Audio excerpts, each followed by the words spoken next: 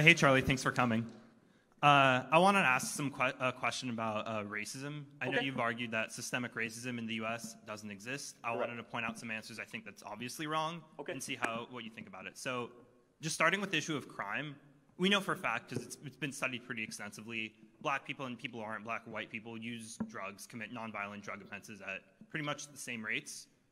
Black people get arrested for these crimes about, I think, 2 to 3 times more often. It's dropping now that we've legalized weed in more and more states, which is a great thing that we've done. Even if you say that police are doing that not on purpose, but because they're just in areas where more violent crime is committed and they're patrolling, isn't that an obvious example of something that black people have to deal with in this country that's much worse off for them than non-black people? Okay. No, but any other point you want to make about systemic racism? So let me ask you a question. You believe there's systemic racism? Just I would say that there's a lot of shit that black people have to deal with that makes them worse off in the country. Okay, such as having to be around police all the time?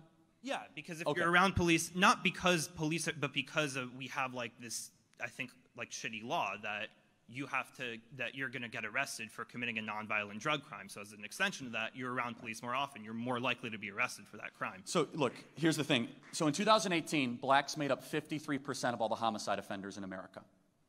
No one wants to say it out loud, but blacks commit more crimes than whites and Asians and Hispanics. In fact, there's a disproportionate amount of crime committed by blacks in America. And so therefore, you're going to have a heavier police presence. And so why is that happening? I believe there's a fatherless epidemic happening in America. And I really don't have a soft spot for the argument hey, there's too many police around, therefore I can't deal crack without being interrupted. Not exactly very compelling to me. Okay?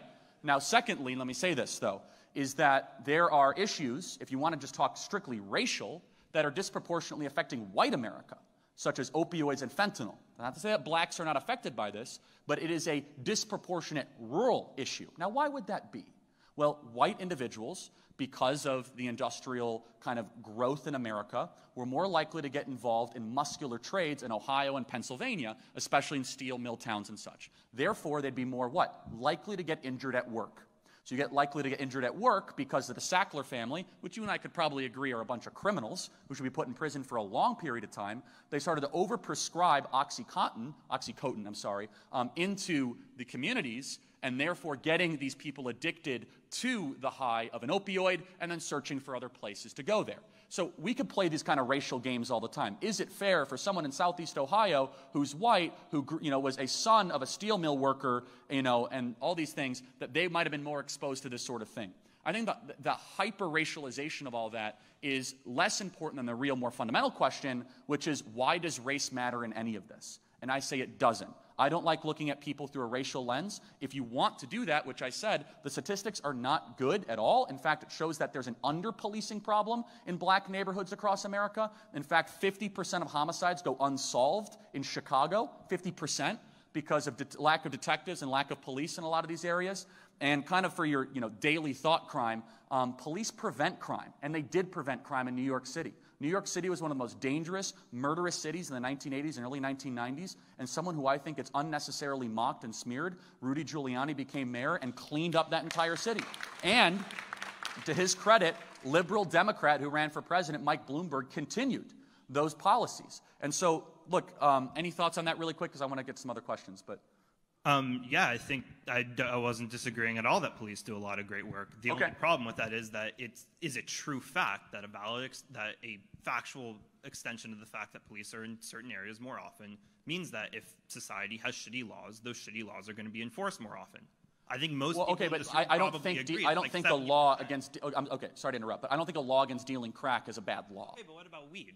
What about weed? I think the same applies for weed. You're much more likely to get arrested, and even if this isn't happening as much now, it happened much more often in the past. You're much more likely to get arrested. So there's been plenty of studies done by Harvard and Maryland showing there was actually an under-policing problem in a lot of these communities. You and I could do statistics all day long because I'm sure that there's plenty that you could cite.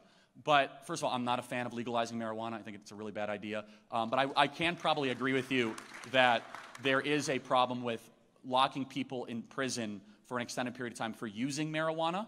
But there's another more fundamental question, which is this, which is you can get into sentencing, right, which is usually kind of a talking point, which is that the most important thing when it comes to your likelihood of going to jail if you commit a crime is less about your skin color and more about your wealth and how competent of a counsel you can hire, right? And so, for example, LeBron James, if Bronny, gets caught dealing crack, which I don't think he will, he's going to have the best lawyer on the planet representing him that will be filing motions for dismissal, cross-examination of evidence, all sorts of different things. So it's less about race, isn't it? I mean, if Denzel Washington kids or Oprah's God kids did that, it's more about really a wealth problem, right? So then you'd say, well, it's because of racism. Well, no, it's not. Blaming wealth inequality between races, which I don't like doing, but if you want to play that game strictly on racism, is a sloppy way to look at things. So the perspective we have is a perspective of Thomas Sowell, which is you look at the whole body of work, you'll see that just because you have disparate outcomes does not mean you could solely blame discrimination.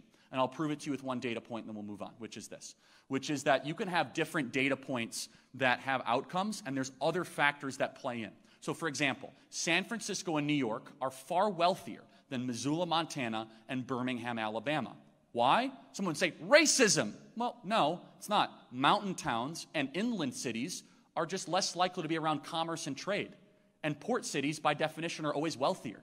That has nothing to do with race and everything to do with geography. So what does that example have to do? Sometimes you can have disparate outcomes with data, and attributing racism to it is actually not just imprudent, it's really, really detrimental and harmful. So one thing that I would agree with that we need to do, put fathers back into the home, which is very, very important. In 1965, marriage rates in the black community were about 80%. Now it's plummeted down to 20 to 25%. There's a lot of reasons for this, subsidizing single motherhood through the Great Society and many other things. But there's other factors that play in. How many words is a child hearing at home? Is the child getting read to on a daily or weekly basis by parents? Those things transcend race.